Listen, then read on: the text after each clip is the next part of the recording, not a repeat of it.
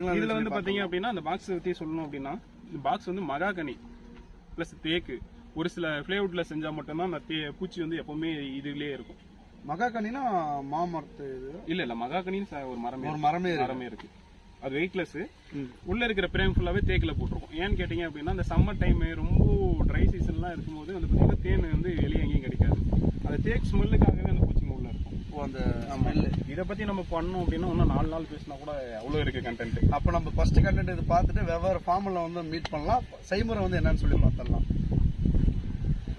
இதுல வந்து பாத்தீங்க அப்படின்னா இது வந்து ஒரு 4 அடுக்கா பிரிச்சுக்கலாம். நீங்க பாத்தீங்கன்னா ஒரு பாக்ஸ் ஏதோ ஸ்கொயர் ஷேப்ல இருக்கு அப்படின்ற மாதிரி தான் இருக்கும். ஆனா இது அப்படி கிடையாது. எல்லாமே நீங்க செப்பரேட்டா எடுத்துக்கலாம். நீங்க புதுசா தேன் வளர்க்குறீங்க செய்யறீங்க அப்படின்னா ஃபர்ஸ்ட் நீங்க தெரிஞ்சுக்க வேண்டியது என்ன அப்படின்னு வச்சுக்கோங்களேன். இதுல என்னென்ன இருக்குன்னு ஃபர்ஸ்ட் தெரிஞ்சுக்கோங்க. இதுல வந்து பாத்தீங்கன்னா ஒரு 3 வகையான தேனி தான் இருக்கு. 3 வகை தேனி, 3 வகையான தேனி இது உள்ள இருக்கு. ஒன்னு வந்து என்னன்னா ஒர்க்கர் பீஸ், வேலைக்கார தேனி.